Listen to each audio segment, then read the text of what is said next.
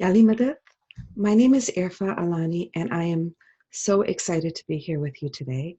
I want to thank the Economic Planning Board for inviting me, and I want to thank all of you for making the time to attend and to participate in this webinar. For the last 9 weeks or so, I have been working with various governments, with various organizations, with various consulting groups, really around the issue of how do we reimagine, reframe, navigate in these uncharted waters that we're all in. And I have to tell you that the most significant part of that work has really focused on building resilience, building organizational resilience, and even more importantly, building individual resilience, particularly around leaders who have been given the responsibility for helping their organizations and their countries even manage this situation that we're in. And so today I want to take a couple of minutes to just talk about some of the strategies, share some of the science, because that's what we all have to do, right? We have to survive and we have to build for the future. And even before I start my presentation, I wanted to remind you that while we're in this unprecedented time for the world, this is not necessarily the first time anybody in this call has faced a situation where things that they had planned, things that they had expected, didn't go the way they had thought they were going to go. And they had to go and start again. So, on this call, I am guessing every single person has either lost a loved one, perhaps unexpectedly, gotten sick, been diagnosed with even a fatal sort of disease that they were not ready for, lost a business, gotten divorced, had to move, change countries, didn't get into that academic program that you spent your whole life working towards. And I want you, while we go through this presentation today, to think back to those times. And I want you to think and draw into yourself and say, what about me? How did I handle it? Because you know you did. And that means you know you can once again. I'm going to now just start sharing my screen. So, Bismillah, this all works well.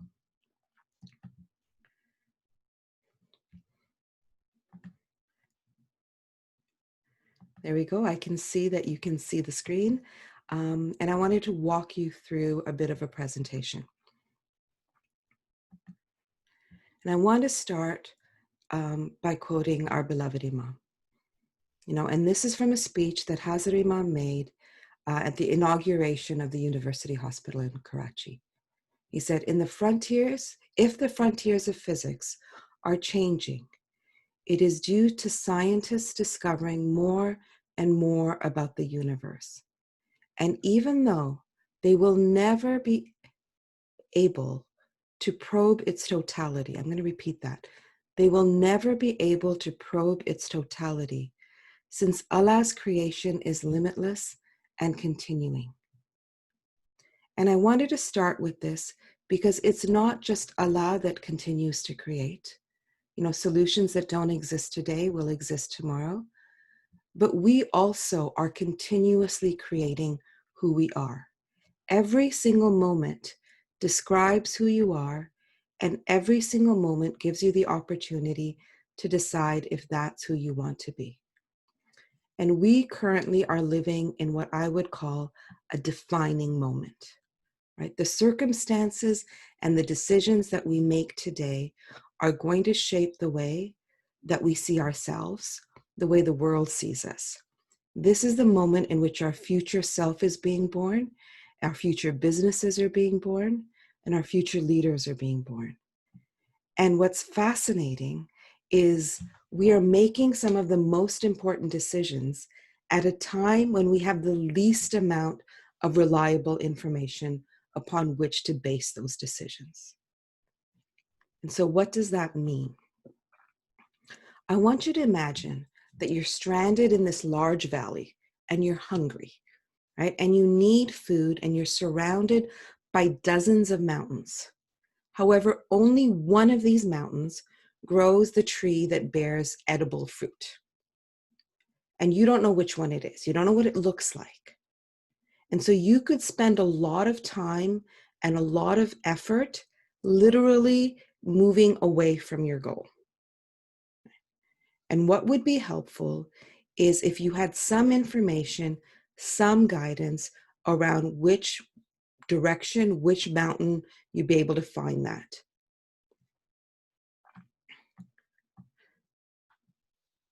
And what we're going to do today is we're going to talk about some of those practices that can help you find the things you need to be able to cope, to be able to change, to be able to build that resilience as you move forward.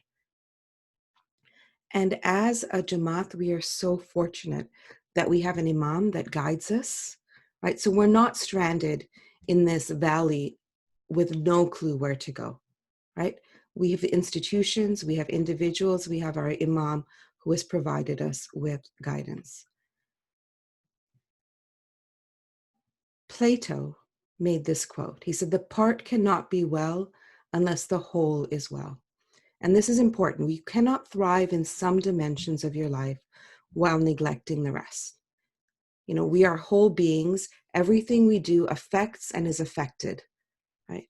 And so while it's tempting right now to say, I'm going to deal with a lot of stuff later, you need to know that whatever plan you come up with for yourself in terms of resilience for your family, that you cannot forget your spiritual, your physical, your intellectual, your relational, your environmental, and your emotional needs, right? It's sort of like, you know, if you took a pen and you jabbed it into your ribs, it's such a small part of your body, but that will be a distraction, and it will take away from your ability to deal with the important things that you need to deal with at this time. There's a famous African saying, right? It says, if you split an elephant in half, you're not going to get two small elephants. And so this is something that's a theme that's going to come up over and over again while I discuss this. And I want you to keep it in mind, right? And if you can take nothing away from this, remember this: the part cannot be well unless the whole is well. And what is happening right now? We have this disorienting effect of the COVID crisis on our daily lives, on global health, on economic health, and we have people who are emotionally overwhelmed. Crisis can trigger heightened sensitivity and distress. And one of the things that's important to remember is we all deal with things in a very different way. And so when you look at your family members, at your friends, at the people who work with you in your businesses, your business partners, it's important to remember some of us will shine, right? The adrenaline kicks in, the drama, the excitement, the intensity, this sense of purpose, and some of us will go in the exact opposite direction.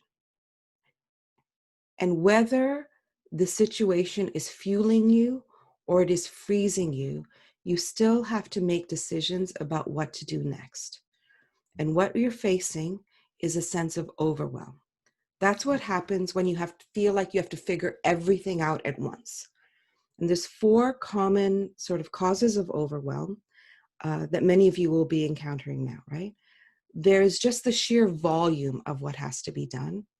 There is the fear of bad outcomes. There is this uncertainty, right?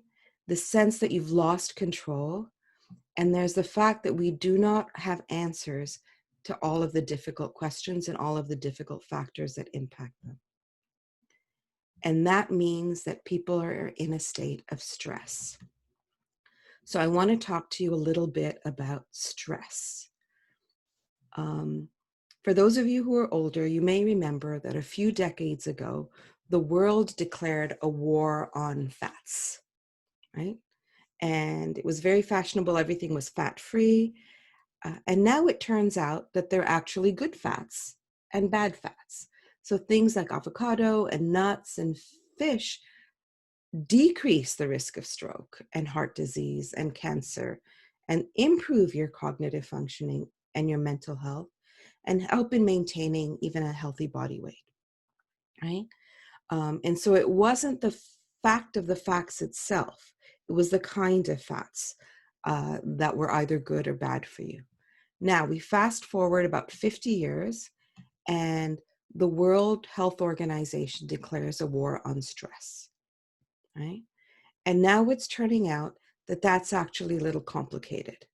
There is good stress and there is bad stress. Stanford professor Kelly McGonigal did this 8-year study of over 182,000 people in stressful situations, some of the situations we talked about earlier. And in that study, it turned out that there is actually a nuance. She came up with these theories. It's called Maslow's psychotherapy of average and a growing tip, that there is a growing tip point to stress. Then you had Alaya Crum from Columbia University, and she ran an experiment on employees in financial firms during a financial crisis, which is when levels of stress are really high. And what they did was they simply taught them, right, how to reframe and learn about some of the positive aspects of stress, right? That stress can lead to higher physical and mental health, and it does help people be happier, and it does assist people in being better able to focus. And what happened is, as soon as that reframe happened, the way that they were interacting with stress changed completely. And the important thing to sort of understand is stress has always been part of life, and it's actually a function that helps us to survive. What's changed is the nature of the stress. So while our ancestors were worried about lions and being hunted, the kinds of things that cause us stress right now are financial situations, issues in our families, reports that are overdue.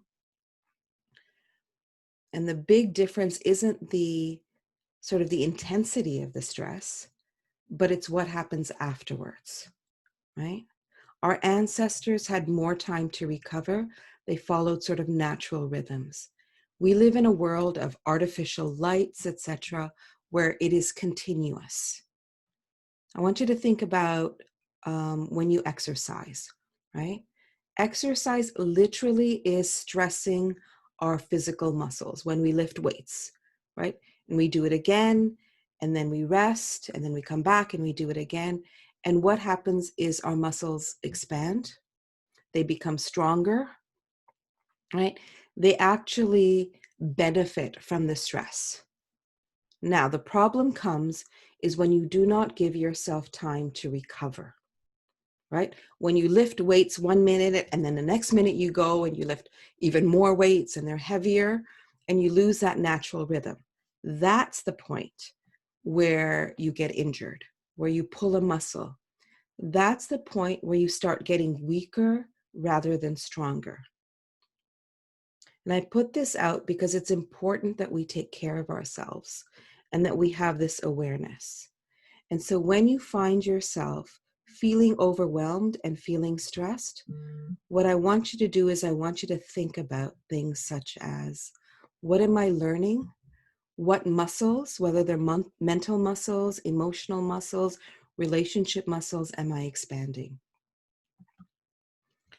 Now, with so many challenges colliding all at the same time, what's important to understand is we are forging a path and not following one. When you're forging a path, you need to rely on principles as opposed to sort of steps. And at this time, we all have two main goals. One is navigate the crisis, and the second is rebuild. Right? And what needs to happen is we have to start, one, clarifying focus, two, look to supporting our families, our communities, our businesses, our stakeholders, and three, which is the focus of this session today, is building emotional and organizational resilience. A friend of mine, Matt Conahan, tells this story about procurement that he was doing for Michigan University. And Michigan University was looking to buy new jackets for their athletes. Michigan does not have the beautiful weather of Uganda. It's actually very, very cold, and sometimes even dangerously cold. And while they were doing this procurement, what would happen is the companies that sell athletic gear come and they do a pitch. And they were really surprised because one of the companies that came forward was not a producer of athletic gear. In fact, they made the equipment and the apparel for people in the US Army.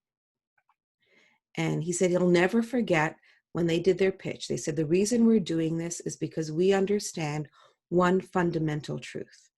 And that fundamental truth is that the longer we keep people in battle, the more likely we are to win the war.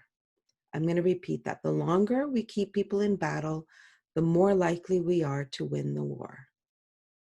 And how do you keep yourself in the battle, right? That means you need to have a willingness to check in. You need to manage your energy. You need to audit what fuels you and what depletes you, right? You need to audit your level of commitment. And most importantly, when any of those things start waning, you need to start seeking support. And there are a lot of things that can take us off the battlefield. And I'm not going to go through all of them. I know you've had some excellent advice around that. But what I do want to do is I want to give you a bit of a tip, right? There are two things that can happen. One is you can start feeling stuck and you don't know what to do next. The second is you can start feeling spent, in which case you just don't have the energy or the willpower or the ability to do anything else. When you feel stuck, seek help, but that is a good time to get yourself unstuck by thinking about others, right? Make it about them. Make it about your customers, make it about your suppliers, make it about your family, make it about the Jamaat, right? That will help you get unstuck. But when you feel spent, right? When you just can't go on, that's the time to make it about yourself, right? That's the time to take care of yourself and prioritize taking care of yourself. I wanted to tell you a little bit about the process to change because two things are happening. There's an outer process happening, but there's also an inner process happening. And everyone is not going to be at the same point at the same time, even in your family. And while on this slide, I've made it 1, 2, 3, 4, that's not how it works, right? You will go back and forth, but I want to tell you this because I want you to have an understanding and an awareness, and then we'll talk about how you move yourself along, right? Phase 1 is when you are turning completely inward, where it's like, I can't deal with this. Why me? This is too much. This is where there is a lot of fear, where you're dealing with this loss, where there's desperation, and where you have a lot of low energy. And what happens when you're in this phase is you do not have the motivation to act, right? And then you get kind of sort of stuck in that place. Phase 2 is when you start reevaluating your values.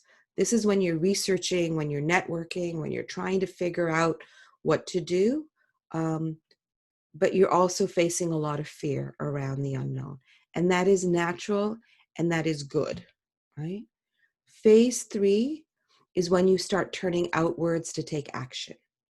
When you're establishing new expectations, you're looking for clarity, you know the kinds of questions to ask. And this is where the energy starts flowing. There's still a fear of failure, but this is when you start actually planning and extending out. And phase 4 is where you're thinking, what do I do next? How do I find the time to do this? This is also sometimes where people start self-sabotaging, right? Because you feel inadequate. Your level of energy is going up and down depending on what results you're seeing. You could be trying a lot of things that aren't working and then getting frustrated. Um, and this level of energy really varies depending on what's happening, but also you can monitor it by seeking support, by checking in about feasibility. We are so lucky to be part of such a supportive community where we have access to the kinds of resources that we have access to, right? And the other important thing to sort of note in this slide is that our thoughts impact our feelings, and our feelings impact the actions we're going to take, right? And so I want you to think about the fact that you are a cup or a vessel, right? And what we do is we put a lot of data inside, right? And that's, now you're informed and you're educated and you have all of this data, but you are still the same cup, which means you are still going to interpret what you get in the same way, right? Our reality is based on two things. It's based on the external events that we're facing and our interpretation of those events, the lens that we use. You know, like when you put on sunglasses, everything just looks a little different, right? It looks whatever color the sunglasses are. That's how we are, right? We could be looking at the same thing. Two of us could be facing the exact same situation, but we're going to see it differently. And there are different lenses that we bring, particularly to times of stress and change. We can bring a victim lens. We can bring a lens of conflict, right? Where we are fighting with everybody. We can bring a lens of tolerance, as in, what am I going to do? It's just, it is what it is. You can bring a lens of service, right? How do I help others? How can I be of service? We can bring a lens of opportunity to see where, maybe this is something that's forcing us to look. What kind of win-win sort of solutions can we come to? And we can also bring a lens of synergy, right? And the big difference between all of these lenses is the level of judgment we bring to the situation. Generally speaking, not always, but generally speaking, we have some sort of an inkling of what needs to be done, right? Or we know where to get that kind of information. And yet sometimes it doesn't happen. And so I'm going to talk about fear for just a minute, because we cannot plan or make good decisions from a place of fear, right? And so I want you to start thinking about, of course, when you don't know what's going to happen, or if there is a possibility that something bad is going to happen, or something worse is going to happen, you are going to be scared. In fact, as human beings, we are genetically programmed to be scared. It's how we have survived as a species. But when you're scared, something happens. Our stress system is designed and has evolved to focus on the threat, right? It is too intense and it is too overwhelming, and you cannot deal with anything else.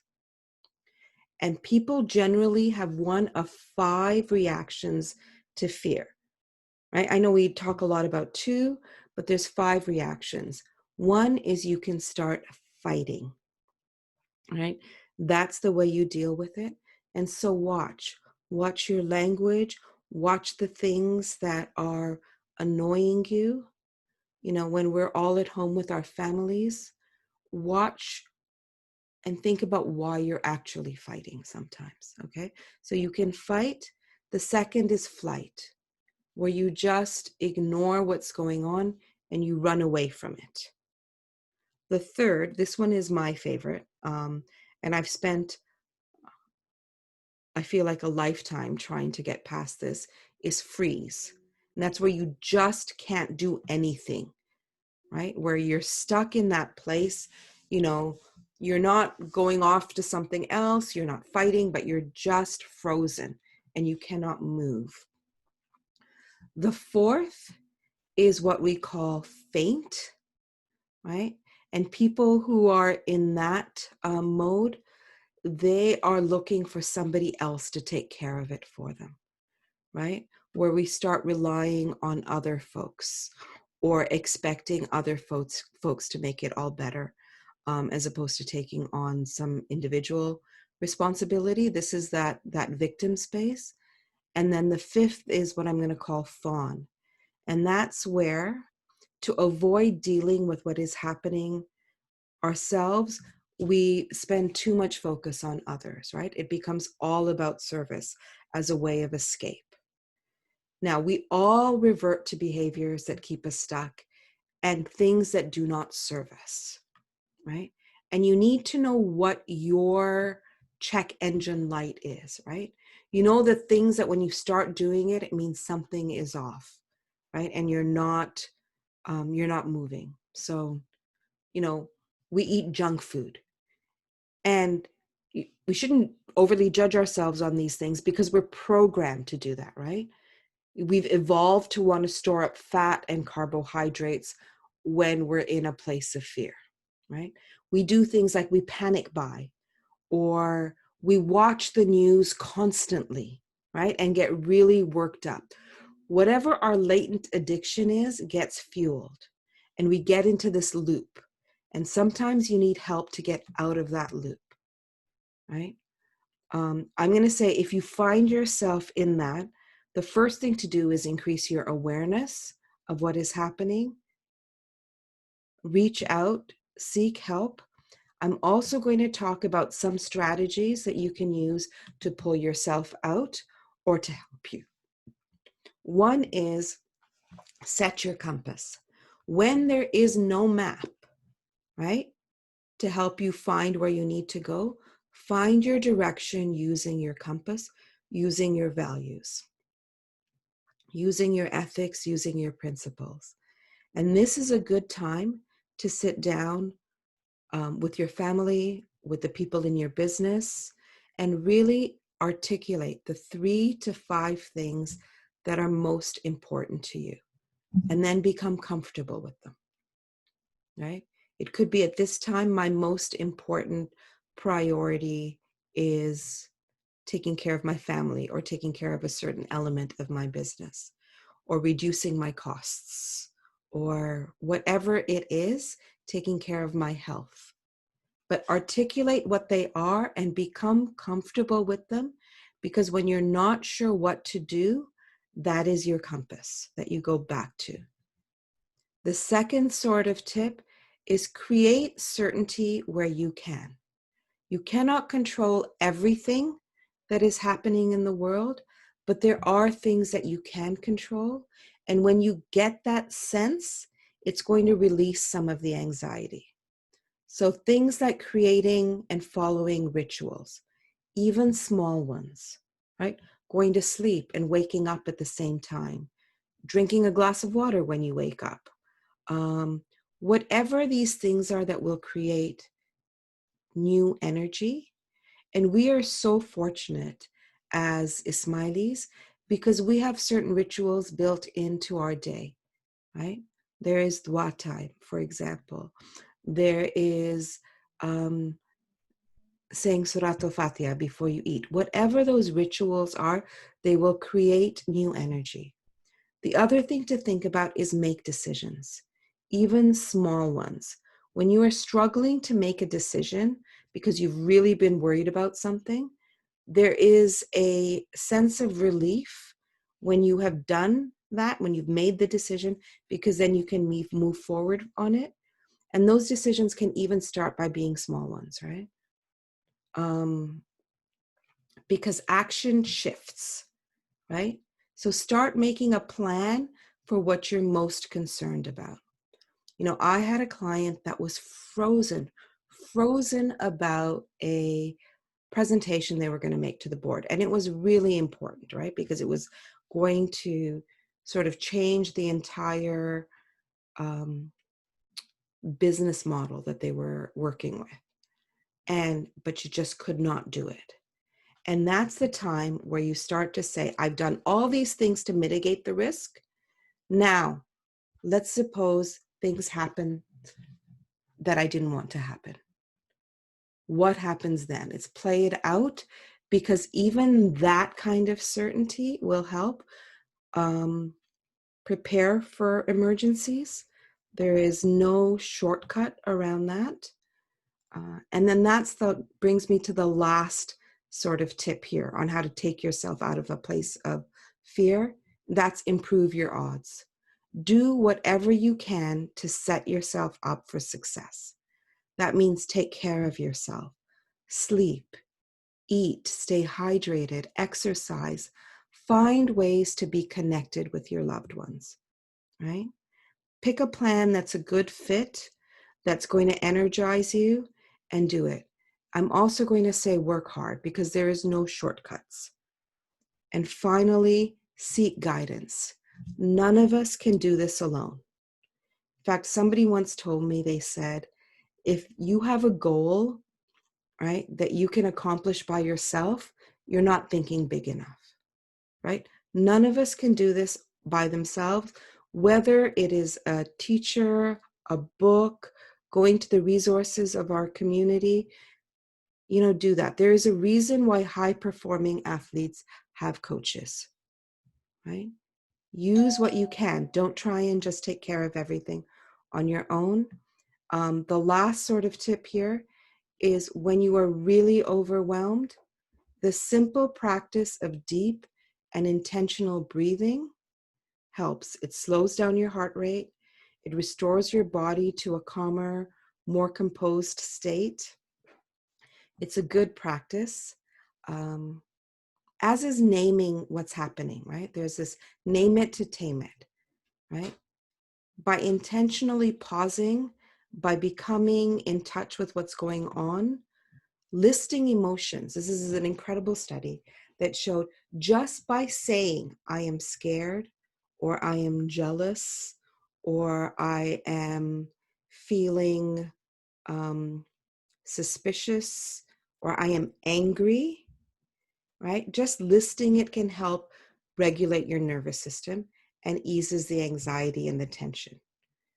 And what happens is, when you ease that emotional pressure, your logical thought process can kick in. Now, this is an important one, right? Where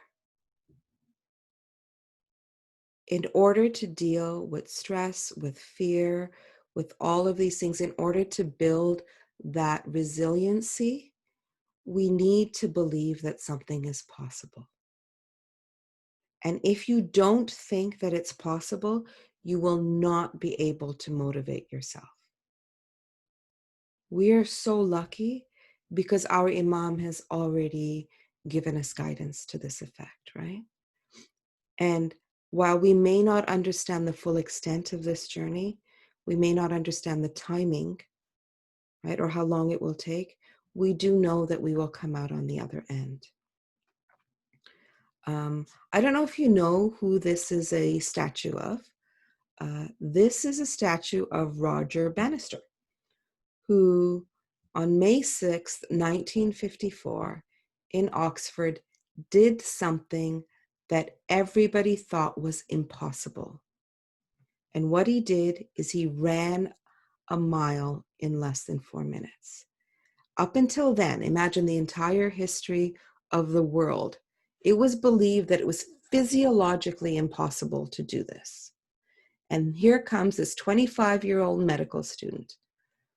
And even those that thought it was possible believed that they knew the precise conditions under which it could happen, right? There would have to be perfect weather. In fact, they even said 68 degrees. There could be no wind. It would have to be on a particular kind of track, hard, dry clay. And there would have to be this huge crowd, that's boisterous and urging the runner, to do the best ever performance. Now, Roger Bannister ran a 4-minute mile, just below 4 minutes. He did it on a cold day, on a wet track at a small meet in Oxford. And just 46 days later, right, something that had never been done, John Landy, an Australian runner, broke the barrier again, right, with a time of 3 minutes, 58 seconds. Then a year later, 3 other runners broke it in one race. And since then, it's been broken by over 1,400 male athletes. And it is the standard of male professional middle distance runners, right, that use that imperial system. And so just that knowledge that something is possible helps push, right, helps deal with that. And we know what's possible because we have an imam that has guided us, right? I wanted to give you some other tips around resilience. And I can tell you that 2020 has taught us one important, undeniable truth. And that is that each and every one of us is part of an interconnected whole. Each department is part of an interconnected business. Each business is part of an interconnected supply chain or an industry, an economy, right? And each country is part of the world. Our fate is dependent upon our understanding of this interdependence. Now, when you think about the opposite of fear, the Hebrew word for peace is shalom.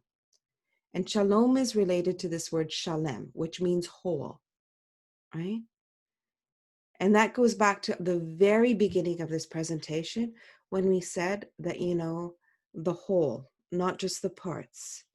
And what that means from a bigger perspective is we need to start adopting systems thinking.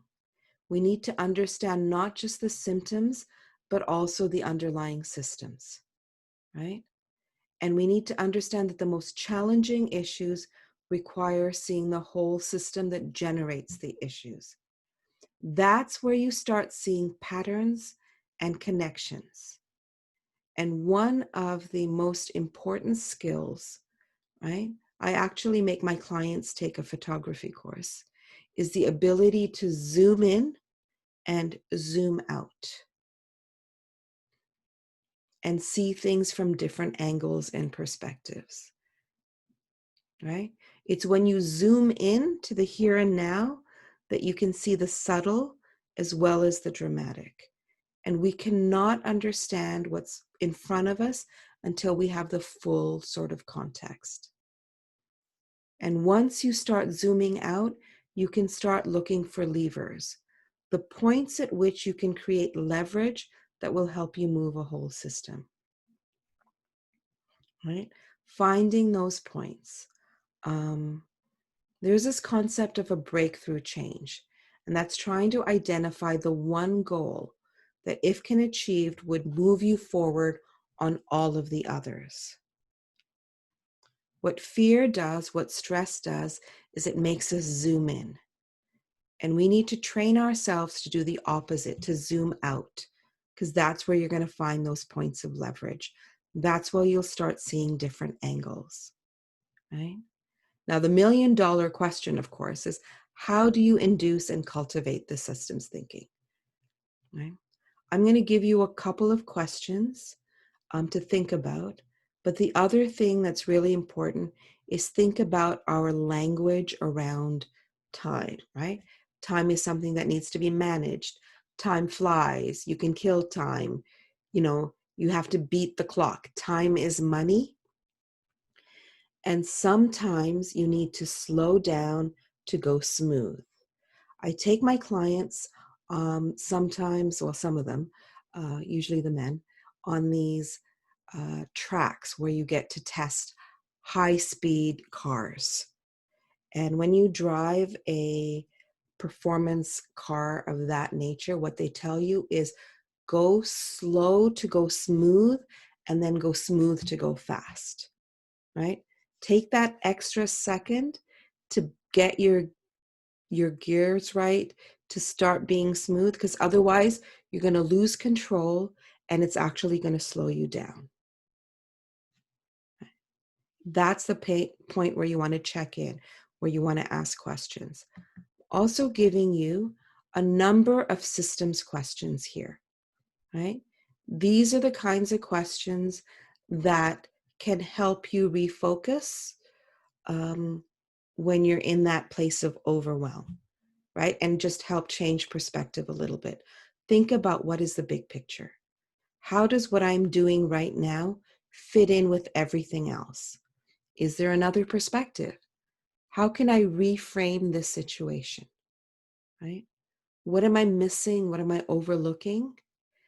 And if I take a long-term perspective, what becomes clearer?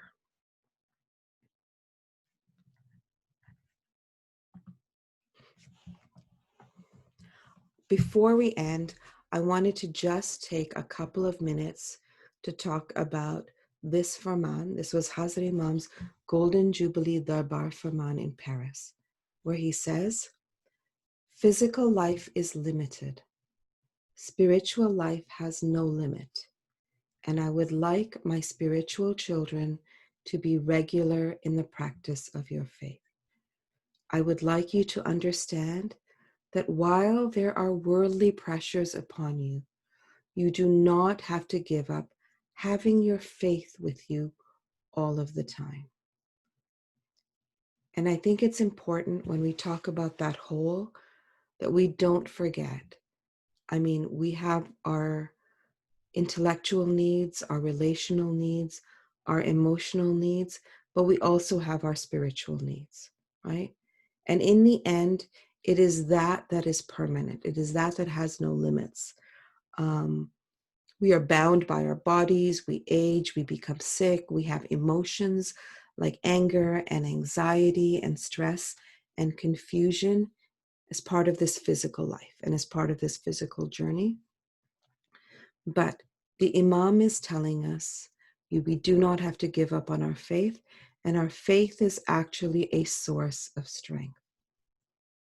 And then he continues in this Farman, and he says, and I have said to my spiritual children on many occasions, take your tasbih, keep it with you, call the name of Allah or Hazrat Ali or the names of the Imam.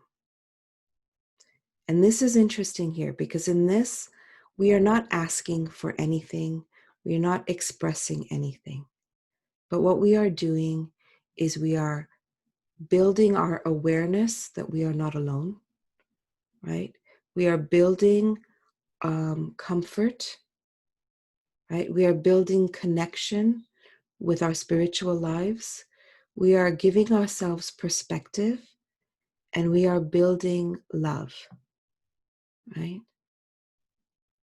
You know, we often talk about how do we express our faith and how do we make our faith grow stronger. Think about the role of prayer. The Quran tells us that prayer is the fundamental way to realize the true purpose of human life. It is also probably the most profound, powerful way to do all of the things we talked about today. I want to thank you so much for spending this time, for staying till this point. I want to just keep up for a couple of seconds some of the key messages from our conversation. That uncertainty defines moments, right? That we always have a choice, right? And in every moment, we are deciding who we are and who we want to be. That we need to check in on all parts of ourselves, our spiritual, our physical, our intellectual, our relational, our environmental, and our emotional needs. That stress is a part of existence, that it's there, that it actually can help us.